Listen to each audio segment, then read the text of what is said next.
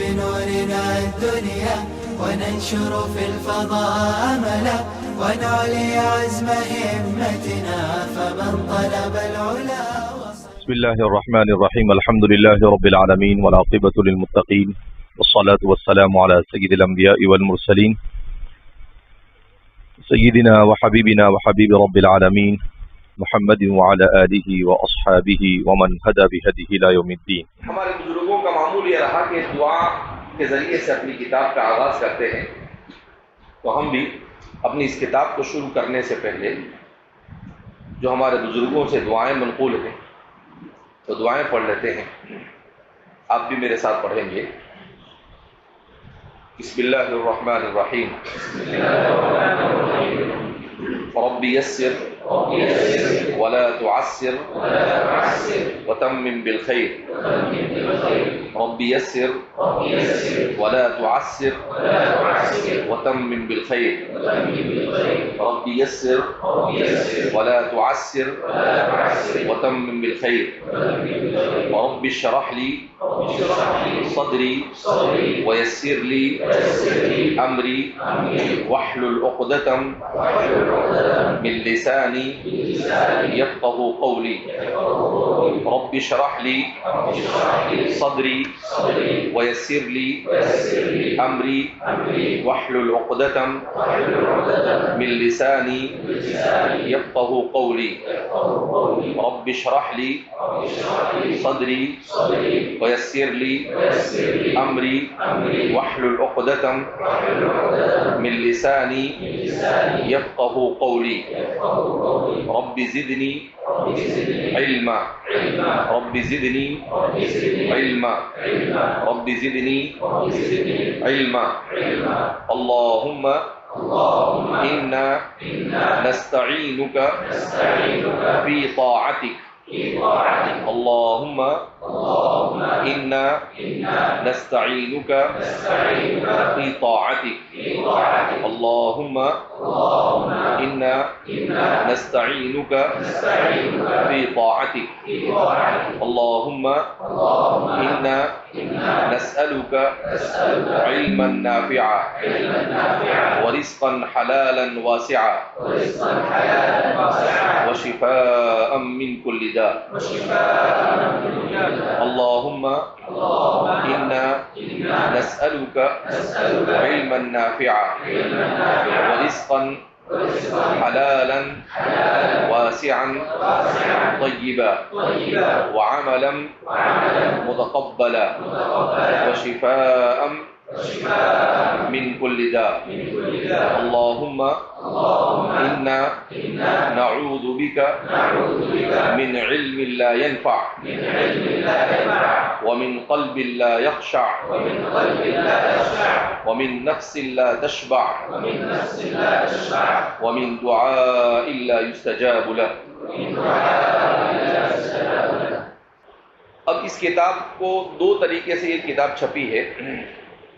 ایک تو یہ کتاب چھپی ہے ہمارے بر صغیر میں، اور دوسری یہ کتاب چھپی ہے عرب ممالک میں. ہمارے بر صغیر میں جو چھپی ہے اس میں سورہ بقرہ سے اس کا آغاز ہے. مختصر سا خطبہ ہے، اس کے بعد سورہ بقرہ سے اس کا آغاز ہے. اور اہل عرب کے یہاں پر جو چھپی ہے اس میں سورہ فاتحہ سے آغاز ہے. ہمارے یہاں پر اس کی رعایت کی گئی ہے کہ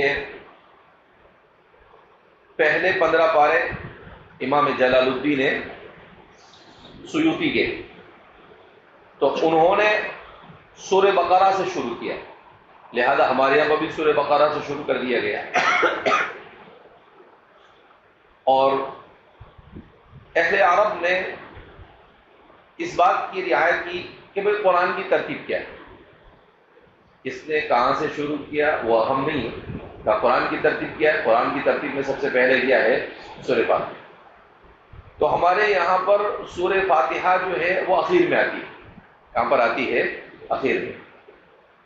اور اہل عرب کے یہاں پر سورہ فاتحہ بالکل شروع میں آتی ہے.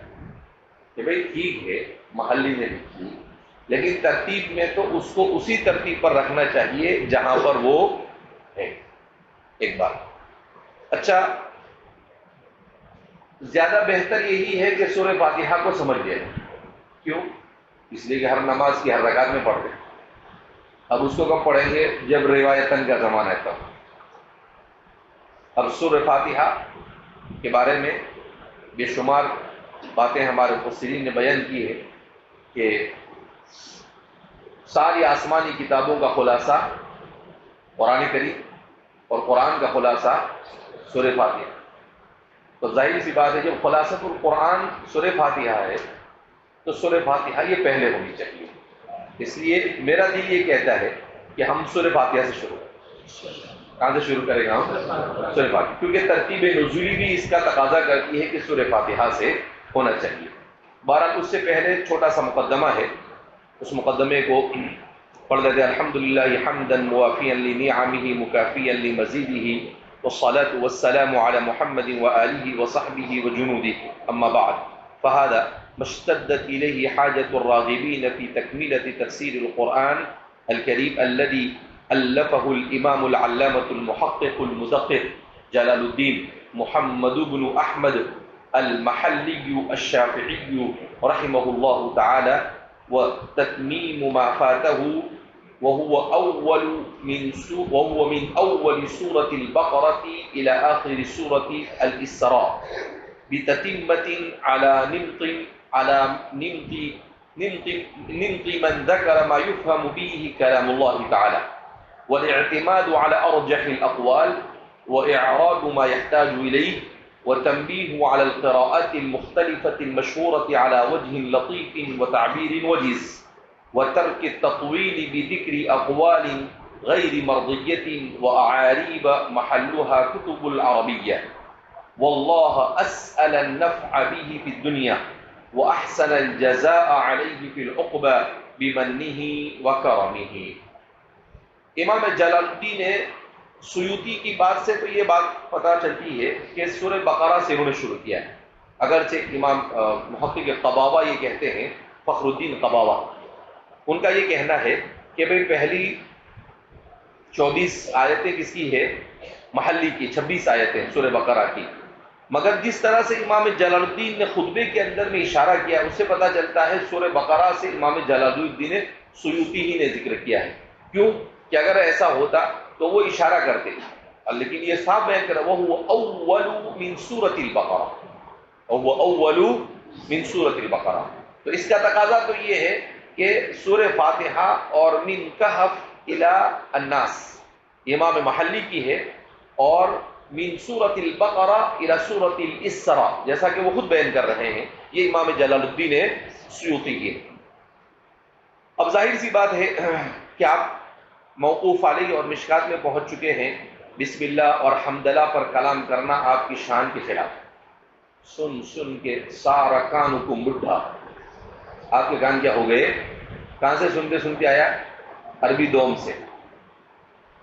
نور النظام میں بھی سنا ہوگا، ہدایت النحو بھی سنا ہوگا، کافیہ میں بھی سنا ہوگا. کافیہ میں سنا ہوگا کہ انہوں نے کیوں نہیں شروع کیا حمدللہ سے. اگر شروع کرے تو بولے کیوں شروع کیا، نہیں بولے تو بولے کیوں نہیں کیا. تو ابھی کہاں جائے مسلم بیچارہ. تو یہ ساری چیزیں آپ پڑھ چکے ہیں، لہذا تحصیل حاصل ہے.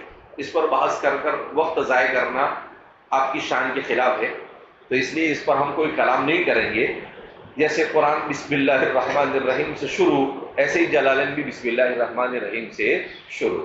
اور باقی جو آپ سن کر آئے ہیں، اب تو سن کر آیا، بھول گیا، نہیں بھولا، یاد ہے نہیں یاد ہے، لکم دینکم ولی دین، تو جانے اور تیرا کام جانے. میرے کو اس سے مطلب نہیں. کیوں؟ اس لیے کہ میں کوئی اس کا مکلف نہیں ہوں کہ تیرے کو ساری دنیا بتاتے پھروں. میں مکلف ہوں جلالین پڑھانے کا.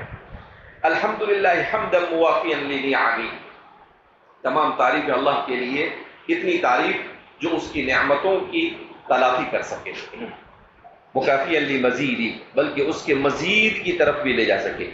والصلاة والسلام علی محمد وآلہ وصحبہ وجنودہ. نبی کریم صلی اللہ علیہ وسلم، آپ کے آل، آپ کے صحابہ اور آپ کے جنود کے اوپر درود و سلام نازل ہو. اما بعد فهذه ما اشتدت الیہ حاجۃ الراغبین حمد و صلات کے بعد اما بعد، لوگ تو اما بعد کے اوپر بھی کتابیں لکھی لوگوں نے، تو کیا ہم کلام کرتے بیٹھیں گے تمہارے واسطے؟ فَهَذَا مَشْتَدَّتْ إِلَيْهِ حَاجَةُ الرَّاغِبِينَ فِي تَكْمِلَةِ تَفْسِيرِ الْقُرْآنِ الْكَرِيمِ الذي ألفه الإمام العلامة المحقق المدقق جلال الدين محمد بن أحمد المحلي الشافعي. یہ کتاب امام جلال الدین جو اپنے زمانے کے محقق اور مدقق ہے، فقہ شافعی سے آپ کا تعلق ہے، ان کی تفسیر کی تکمیل کے طور پر ہے. رغبت کرنے والوں کو اس کی طرف شدت سے رغبت ہوئی. کہا کہ بھائی بڑی شاندار اور جاندار کام کیا محلی نے، مگر بیچارے ادھورا چھوڑ کر چلے گئے.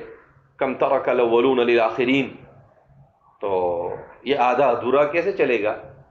تو لوگوں نے مجھے کہا کہ بھائی آپ اس کو پورا کرو.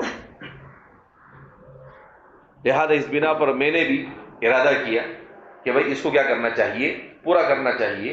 اور میں نے اس کو لکھنا کیا کر دیا، شروع کر دیا. تو تتمیم ما فاتہ، تو انہوں نے جو کچھ چھوڑا تھا اس کی تتمیم کر رہا ہوں میں. امام جلال الدین سیوطی فرماتے ہیں وَهُوَ أَوَّلُ مِنْ سُورَةِ الْبَقَرَةِ، اور یہ سورہ بقرہ کے آغاز سے إِلَى آخِرِ سورۃ الاسراء، سورہ اسراء کے اختتام تک، یعنی 15 پارے، 14.5 پارے. بِتَتِمَّةِ عَلَامِنِمْقِ، کیونکہ یہ تتمے کے طور پر ہے. میرا اپنا اس میں کچھ نہیں، یہ ان کا تواضع، سب کچھ ان کا ہی جانا بابا. اگر وہ چھوڑ کے جاتے تو کتنا آسان تھا نہیں. لیکن بہرحال من تواضع للہ رفعہ اللہ، جو انسان تواضع کرتا ہے اللہ اس کو سربلندی عطا فرماتا ہے. تو فرماتے ہیں کلام اللہ کو سمجھنے کے لیے جس طرز پر انہوں نے کام کیا بالکل اسی طرز پر میں نے کام کیا. میں نے اپنی طرف سے کوئی نیا اسلوب اختیار کیا نہیں، بالکل اسی اسلوب پر. اس میں کیا ہوتا ہے، اپنی تفسیر کا منہج بیان کر دے رہے ہیں 2-4 جملوں میں. نمبر 1 الاعتماد علی ارجح الاقوال، کہ تفسیر کے سلسلے میں راجح ترین قول کو صرف ذکر کیا جائے گا، جو اقوال راجحہ ہے. کیونکہ قرآن کریم کی تفسیر بڑا وسیع میدان ہے. ایک ایک آیت کے سمجھنے کے لیے لوگوں نے اپنی صلاحیتوں کو کھپایا، کسی نے یہ سمجھا، کسی نے وہ سمجھا. تو کہا کہ میں وہ ساری تفصیلات نہیں ذکر کرتا ہوں. اگر آپ کو تفصیلات دیکھنا ہے تو آپ روح المعانی کی طرف چلے جاؤ. آپ کو تفصیلات دیکھنا ہے تو آپ تفسیر کبیر امام فخر الدین رازی کے پاس چلے جاؤ. آپ کو تفصیلات دیکھنا ہے ابن عاشور کے پاس چلے جاؤ. زیادہ نہیں صرف 32 جلدوں کے اندر میں انہوں نے تحریر و تنویر لکھی ہے. اگر آپ کو تفصیلات دیکھنا ہے امام طبری کے پاس چلے جاؤ، زیادہ نہیں صرف 25 جلدوں کے اندر میں ہے. اگر آپ کو تفصیلات دیکھنا ہے امام ابن کثیر کے پاس چلے جاؤ، زیادہ نہیں صرف 32 جلدوں میں تفسیر القرآن العظیم اور تفسیر ابن کثیر، اس کی تلخیص ہے، تلخیص بھی کیا تو 5 جلدیں ہوتی ہیں اس کی. تو ان ساری کتابوں کے اندر میں آپ کو یہ تفصیلات مل جائے گی کہ اللہ کے رسول صلی اللہ علیہ وسلم کیا فرماتے ہیں، لغویین کیا فرماتے ہیں، اور صحابہ کیا فرماتے ہیں، تابعین کیا فرماتے ہیں. کہاں میں یہ ساری تفصیلات مل جائیں. میں صرف راجح قول کی طرف اشارہ کروں. راجح قول کی طرف کیا کریں گے؟ اشارہ. تو سب سے پہلی بات. دوسری بات وَإِعْرَابُ مَا يَحْتَاجُ إِلَيْهِ، جہاں پر مشکل اعراب اور سمجھنے کی ضرورت ہوگی وہاں پر میں نحوی بحث کروں گا. جہاں پر سمجھنے میں دشواری ہو رہی ہوگی، مشکل جگہ، وہاں پر. ورنہ عام ہر جگہ کے اوپر میں اعراب پر بحث. ورنہ اعراب پر لکھنے والوں نے 25-30 جلدوں میں لکھا ہے، اس میں صرف قرآن کے اعراب پر کلام کیا. تو کہا کہ میں چونکہ اختصار کے در پر ہوں اور امام جلال الدین محلی کے اسلوب کا التزام میں نے رکھا ہے، تو کہا بقدر ضرورت جہاں بہت سخت ضرورت محسوس ہوگی وہاں پر وَتَنْبِيهُ عَلَى الْقِرَاءَةِ الْمُخْتَلِفَةِ الْمَشْهُورَةِ عَلَى وَجْهٍ لَطِيفٍ وَتَعْبِيرٍ وَجِزٍ، اور مشہور قراءات مختلفہ کے اوپر تنبیہ، انتہائی لطافت اور انتہائی وجیز عبارتوں کے ساتھ، بالکل مختصر. ورنہ قراءت کے اوپر بھی لوگوں نے 10 جلدوں میں کتابیں لکھی ہیں. تو فرماتے ہیں کہ میں مختصر کے ساتھ اختصار کے ساتھ کام لوں گا اور اشارہ کرتے چلا جاؤں گا، اور اس طرح سے آپ کو اس تفصیل وَتَرْكُ التَّطْوِيلِ بِذِكْرِ أَقْوَالٍ غَيْرِ مَرْضِيَّةٍ، اور کہا ایسے اقوال جس کو لوگوں نے پسند نہیں کیا، مفسرین نے پسند نہیں کیا، اس میں جا کر تطویل کو میں ترک کر دوں گا، اس کو بیان نہیں کروں گا. اور اگر آپ کو اعراب اور نحو صرف وغیرہ جاننا ہے تو کتب عربیہ کی طرف آپ مراجعات کر سکتے ہیں. میری کتاب کے اندر میں بہت تفصیل کے ساتھ یہ چیزیں آپ کو ملے گی نہیں. واللہ اسأل ان نفع به فی الدنیا، اور اللہ سے ہم دعا کرتے ہیں کہ اس کتاب کے ذریعے سے اور اس تتمے کے ذریعے سے دنیا میں لوگوں کو نفع پہنچائے. وَأَحْسَنَ الْجَزَاءَ عَلَيْهِ فِي الْعُقْبَى بِمَنِّهِ وَكَرَمِهِ، اور اپنے احسان اور اپنے کرم سے آخرت میں اس کا بہترین اجر عطا فرمائے، بہترین بدلہ عطا فرمائے. تو جیسے کتاب مختصر ایسے ہی خطبہ بھی مختصر رکھا ہے. خطبہ بھی کیا رکھا، ایسا نہیں کیا کہ بھائی کرتا چھوٹا اور گنجی بڑا. گنجی نیچے رہتا ہے نا، اگر وہ کرتے سے بڑا ہے تو اگر لمبا چوڑا مقدمہ لکھتے ہیں تو ایسا ہو جاتا ہے کہ بھائی تفسیر تو کیسی ہے مختصر، اور مقدمہ کیسا ہے مطول. تو انہوں نے جیسی تفسیر ہے ویسے ہی مقدمہ، صرف 2 باتیں بیان کر دی. ایک تو یہ تتمہ ہے، اور دوسرا انہی کے طرز پر ہے، اور ان کا طرز کیا ہے اس کو بیان کر، اور کہا چھٹی اب شروع پڑ جانے کا. اختصار کے ساتھ انہوں نے اس طریقے سے کیا ہے، کام لیا ہے. بہرحال جیسا کہ بیان کیا جاتا ہے کہ قرآن کریم کی سب سے بہترین، یعنی لوگوں کے بیان کے مطابق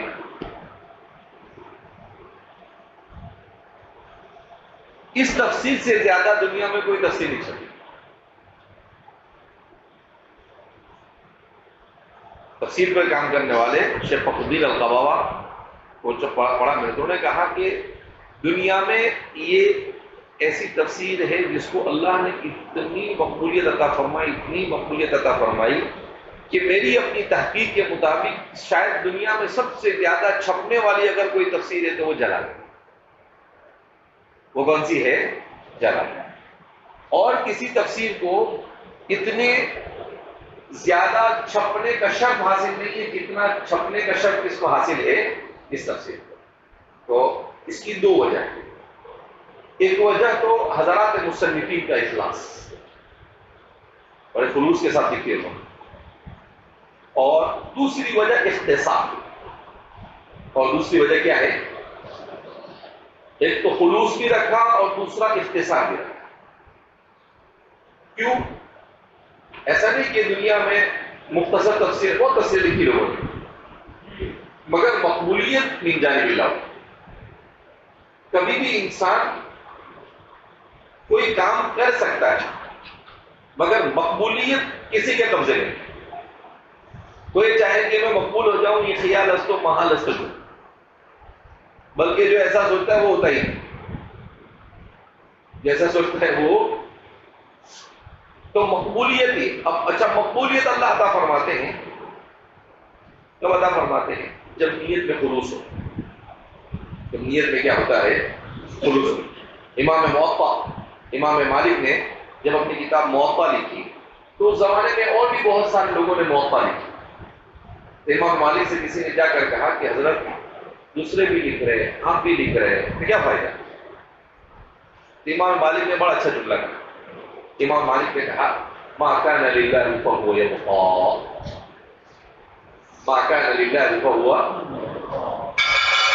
کہا جو اللہ کے لیے لکھی جائے گی وہ چیز ہمیشہ رہے گی. تو صرف موطا مالک ہی دنیا میں رہی، باقی دوسری موطا کے بارے میں کچھ پتا. ما کان للہ فہو یبقی. تو جس چیز کو اللہ، جو چیز اللہ کے خاطر کی جاتی ہے اللہ اس کو بقا اور دوام عطا کرتا ہے. لہذا اس بنا پر آدمی کو اپنے اندر میں اخلاص پیدا کرنے کی کیا ہے ضرورت. مجھے پہلے ہی بتا دیا گیا تھا کہ بات کے گھنٹے والے استاد مان اتخاذ صاحب نہیں ہے، اس لیے میں سکون اور اطمینان کے ساتھ آپ کو پڑھاتا رہا. اور میں نے بول دیا ہے وہ مولی مہربان کو مجھے پہلے بول دینے کا، تاکہ میں اپنا سیٹنگ کے ساتھ وہاں پہ ہو جاؤں، بیٹھ جاؤں میں پڑھانے کا. مجھے بول دینے کا کہ بھائی بعد والے استاد ہے یا نہیں ہے، تاکہ میں تنافی مافات میرا ہوتا رہے. تو جو چیز اللہ کے لیے، تو اس اخلاص اور الہیت کے ساتھ ان دونوں بندوں نے کام کیا کہ اللہ رب العزت نے اس کو ایسی مقبولیت عطا فرمائی کہ اس سے زیادہ مقبول اور کوئی تفسیر دنیا کے اندر میں ہے نہیں. لہذا اگر ہم بھی اس کو اخلاص سے پڑھیں گے اور پڑھائیں گے تو امید ہے کہ ہم کو بھی اللہ کا کلام سمجھ میں آئے. کیوں؟ انشاءاللہ کیوں کہ مصنف کے اخلاص کی برکت دارس اور مدرس کو ملتی ہے، پڑھنے پڑھانے والوں کو برکتیں حاصل ہوتی ہیں. ہمارے بزرگوں کا یہ کہنا ہے کہ بھئی یہ جو کتابیں ہمارے یہاں درس نظامی میں رکھی گئی وہ کیف و متفق نہیں ہے. ان کتابوں کے اندر میں یہ دیکھا گیا ہے کہ بھئی یہ لکھنے والا کس درجے کا مقبول اور کس درجے کا مخلص، ان سب چیزوں کو دیکھ کر کتابیں رکھی ہے. ایسے نہیں کہ جو ہے سمجھ میں رکھ دیا نہیں. لہذا اس بنا پر ہمارے درس نظامی میں جتنی کتابیں پڑھائی جاتی ہیں ان کتابوں کے لکھنے والے بڑے مخلص ہوتے ہیں. امام جلال الدین سیوطی اور جلال الدین محلی نے بڑے اخلاص سے کام کیا ہے. ہم بھی اگر اسی اخلاص کے ساتھ، اسی محنت کے ساتھ، اسی جذبے کے ساتھ اس کو پڑھیں گے تو ہم کو اس سے کم محنت کرنا. ان کو تو لکھنا پڑا بیچارے، کتنا دماغ کھپایا ہوگا. ابھی دیکھ جیسے تفسیر بولے گا، اب وہ اتنا بول کے چلے جاتے ہیں لیکن اس کے لیے کتنا ان کو پڑھنا پڑا ہوگا. الف لام میم اللہ اعلم بمرادہ بذلک. اب حروف مقطعات کے بارے میں کتنے اقوال سب پڑھے ہوں گے، اور پھر اس میں راجے کون سا ہے تو پھر وہ اس کو لکھا اللہ اعلم بمرادہ بذلک. ایسے نہیں کہ ایسے لکھ دیا اللہ اعلم بمرادہ بذلک.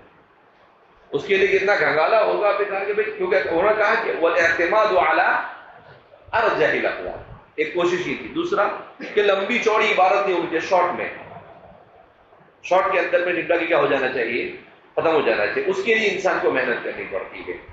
تو وہ سب اب جیسے کہا ذالک ای ھذا، اب آپ نے بولیں گے لکھ دیا ذالک ای ھذا، ختم ہو گیا، اس کیس ختم ہو گئی. اب ذالک پر کتنے لوگوں نے بحث کی ہے کہ ذالک اس میں اشارہ بعید کے لیے ہے تو وہ کیوں یہاں پر لائے، وہ کس معنی کے اندر میں ہے. تو پھر کہا کہ وہ اس میں اشارہ ہے بعید مگر معنی میں قریب کے، ہے بعید مگر معنی میں. اب کسی نے اس کو بعید کے معنی میں ہی مانا ہے، بعض حضرات نے کہا بعید کے معنی میں. کیوں بعید کے معنی میں؟ ذالک کتاب، وہ مولانا بہت بھاری، یہاں بیٹھے بھی بولتے ہیں یہ مولانا تو وہ مولانا ہے، اللہ یہ مولانا یہ جو ہے نا وہ کہے کو، تو اس کا مقام اور مرتبہ بیان کرنے کے. تو بعض نے کہا کہ یہ بھی بعض حضرات کی رائے ہے کہ یہ وہ کتاب ہے بہت بھاری، کہا کہ ہے قریب مگر رتبے اور مقام کو. لیکن انہوں نے کہا نہیں، راجح قول کیا ہے ذالک ای ھذا،